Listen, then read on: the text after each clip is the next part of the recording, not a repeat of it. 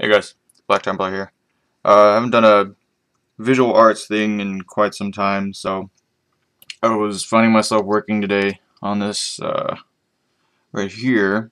I just finished both of these actually, like, I don't even know, like maybe half hour ago, and well, not completely finished, but I pretty much finished those up like a half hour ago, and I thought to myself I should be contributing to VA slightly, so I brought out the last piece in the four-piece set.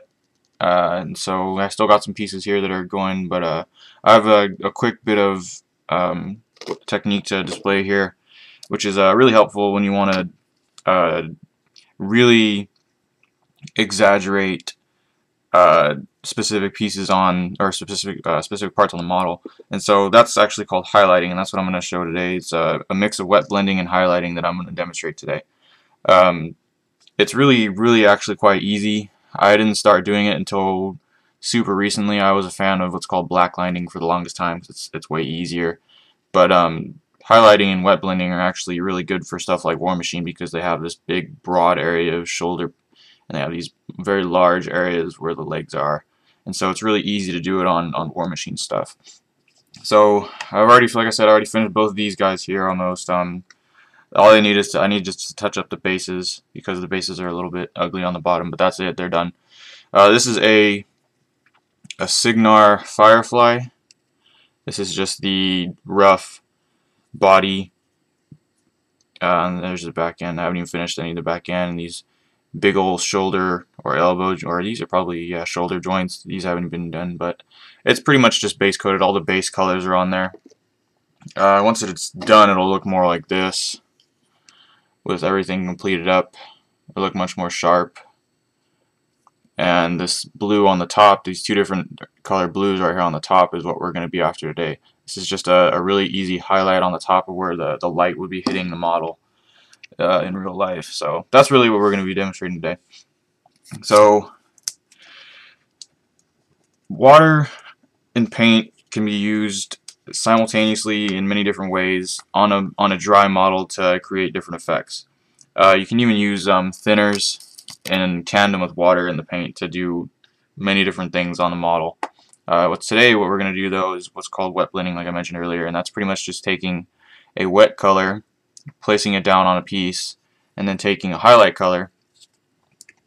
If I can shake this shit up, this color here, and blending them together to make a mix between the two colors that'll give you a brighter area wherever you're trying to exaggerate. So what we're going to be doing is, you can see on this model here, of course the Hunter, you got one here in the middle and one on each shoulder, and then here on the, I think the Sentinel, yeah, the Sentinel, you got one here, one in the middle, and then one of course on the opposite shoulder. So that's all we're going to be doing, really. It's super easy.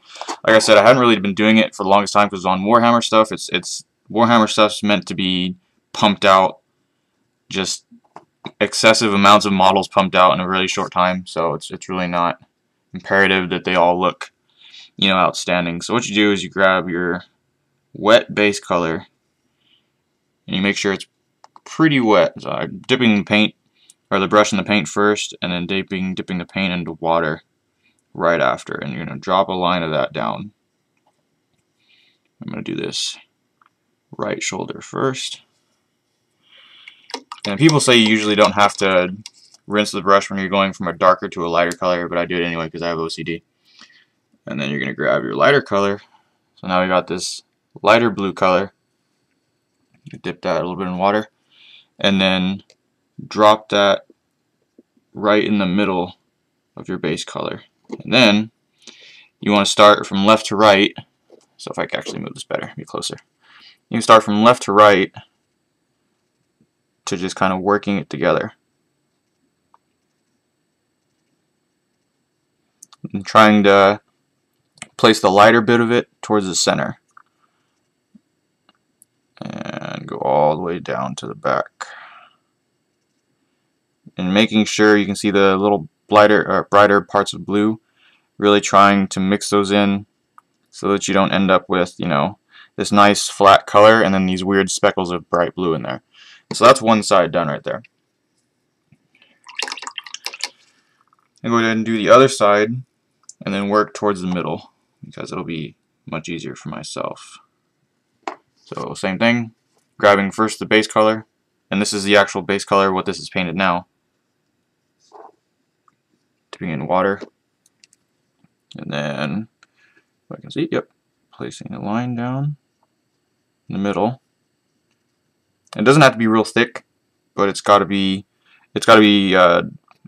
enough to be a fluid, a real fluid, kind of like a milky substance. It's got to be like a milky consistency, and that term is used way too much in this hobby, by the way. But you want it to be thick enough to where you can move it around still, but you don't want it to be too thick to where it's not going to mix well with other stuff, like, of course, like our highlight color. So,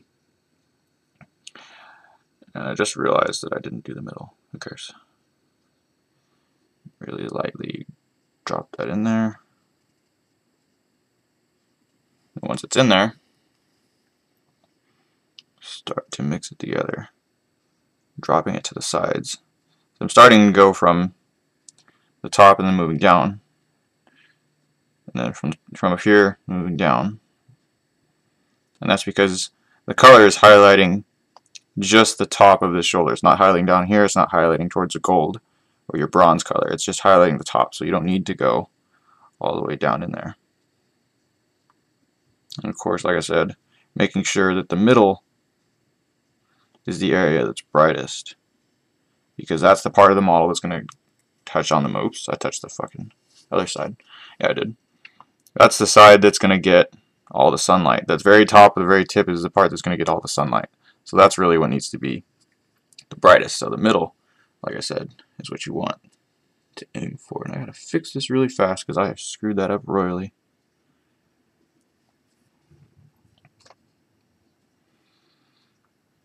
Drop of water in there. What's nice about wet blending is it doesn't necessarily look uniform, and so it's easy like that just to fix. I mean, all it is a mixture. It's not like a line to where it's, you know, it's got to be right smack on one spot. You know, so it's easy to manipulate. It's easy to move around, and I might have to do that over because I accidentally touched it. But oh shit, almost dropped it. But yeah, that's also one of the things. Like if you're doing black lining, and I have an example of that just right here. If you do black lining, you can see in here. I can make the brush sharper because this looks like ass. And this is a Tenzi sorcerer, by the way. You can look in here, this black area in between the blue, also here and here. That's black lining. So if you mess that up, like I see, you can actually see it here. When you mess that up, it kind of destroys the laws of physics because there shouldn't be a shadow there. And so it's a lot easier to mess it up if you have black on another color. So highlighting, like here, it's all going to be a mess of a mixture of a couple of different colors. And so it doesn't really have to be one straight line, and it certainly actually shouldn't be one straight line. And so it's a lot easier to work with because light is much easier affected. You know, it's much more susceptible to change than shadows are, because shadows are very strong, they're very dark, and so it's easy to get away with little things when you're highlighting and wet blending. So here, a quick look at that. You can see just a slight color change, just a very, very subtle color change, but that's what you're after. It's because the sun is going to be coming directly down, like it's the sun. So you got your model here. This thing is standing up and it's facing this way. The sun is going to be coming down from the top. And so these lighter areas, of course, are where the sun's going to hit the most.